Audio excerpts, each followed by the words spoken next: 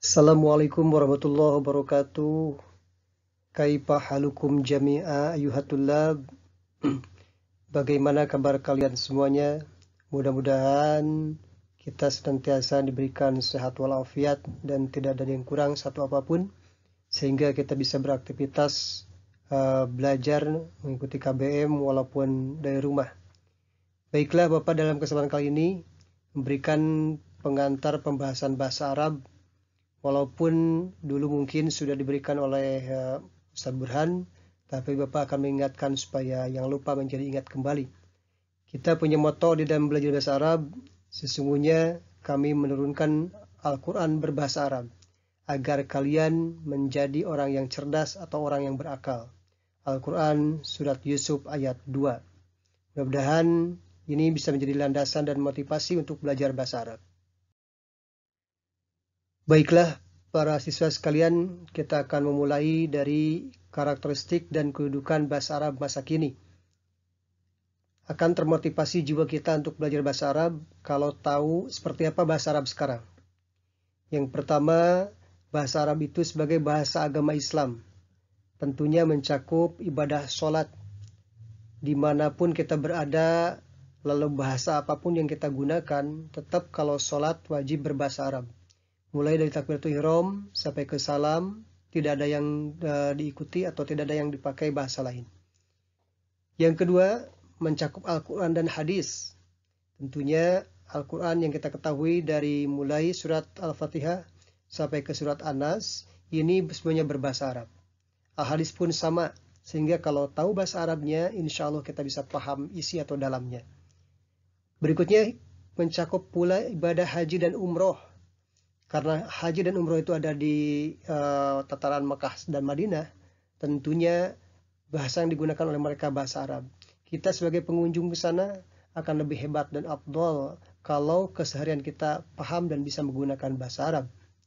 Yang kedua, bahasa Arab itu bahasa internasional kedua setelah bahasa Inggris ternyata. Ini dipakai di 22 negara. Kalau kita survei, ternyata 22 negara tersebut menggunakan bahasa Arab bukan hanya ketika sholat, tapi mereka menggunakan bahasa Arab dalam bentuk lisannya atau komunikasi mereka. Yang ketiga, bahasa Arab itu sebagai bahasa ilmu pengetahuan dunia. Kenapa seperti ini? Karena memang dulu di zaman klasik Islam, di zaman perkembangan Islam yang mencapai masa keemasannya, ilmu pengetahuan, berbagai literatur dan referensi itu ditulis berbahasa Arab. Dan ternyata banyak yang diadopsi di belahan dunia ini. Yang keempat, bahasa Arab itu sebagai bahasa ekonomi dunia. Walaupun digunakan di tataran dunia Arabnya, akan tetapi karena ada sumber kehidupan berupa minyak, maka dari Barat dan Eropa pun sekarang berbondong-bondong untuk belajar bahasa Arab, untuk mengetahui isi dari bahasa tersebut. Yang kelima, bahasa Arab itu merupakan bahasa akhirat atau bahasa surga. Kenapa? Karena Rasul pernah menyatakan, ta'allamul lughatal arabiyyah li'anni arabiyyun wal Qur'an arabiyyun wa kalamu ahlul jannah fil jannah arabiyyun. Pelajarilah bahasa Arab karena aku, kata Rasul, orang Arab.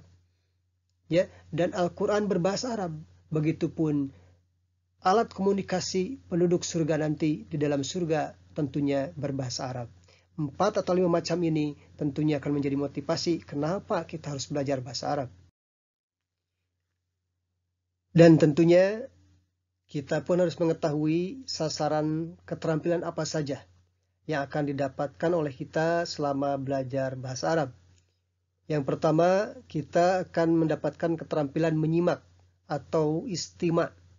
Ya, kita mengenal dalam bahasa Inggris ada listening. Di bahasa Arab kita kenal dengan maharatul istima. Yang kedua, kita akan mendapatkan keterampilan berbicara atau takalum. Di bahasa Inggris mungkin kita mengenal ada speaking. Di bahasa Arab kita mengenalnya dengan maharatul kalam. Yang ketiga, kita akan mendapatkan keterampilan membaca atau qiraah. Ketika bahasa Inggris mungkin kita akan mengenal reading. Ya, maka di bahasa Arab kita mengenal dengan maharatul qiraah. Yang keempat, kita akan mendapatkan keterampilan menulis atau kitabah. Kalau di bahasa Inggris kita mengenal keterampilan writing, maka di bahasa Arab kita mengenal dengan maharatul kitabah. 4 keterampilan ini selama belajar bahasa Arab tentunya akan ada di berbagai segmen dari pembelajarannya. Baik, selanjutnya kita akan mengetahui keilmuan pokok yang dipakai dalam pembelajaran bahasa Arab. Yang pertama ada ilmu sorof, ilmu pengolahan kata-kata. Ketika kita merangkai kata-kata tidak selamanya sama karena ada makna yang diinginkan oleh kita. Contoh, ketika kita mengucapkan lafad fataha membuka, maka benda yang dibuka disebut maftuhun. Orang yang membuka disebut fatihun. Ya, dan alat yang dipakai untuk membuka disebut miftahun. Ini perubahannya. Disebut ilmu sorof. Yang kedua, ada ilmu nahwu. Ya, grammar atau gramatikal. Contoh, ketika kita mengucapkan lafaz bismillahirrahmanirrahim. Kenapa harus dibaca bismi, tidak bisma, tidak bismu? Ya, ternyata dari kajian nahwu, bismi berharokat kasroh mimnya. Karena memang itu diawali dengan huruf jar, huruf mengkasrohkan ba. Yang ketiga ada ilmu balagoh. Ketika ilmu sorof sebagai ibunya, ilmu nahwu sebagai bapaknya, maka bapak dan ibu bertemu akan menghasilkan anak.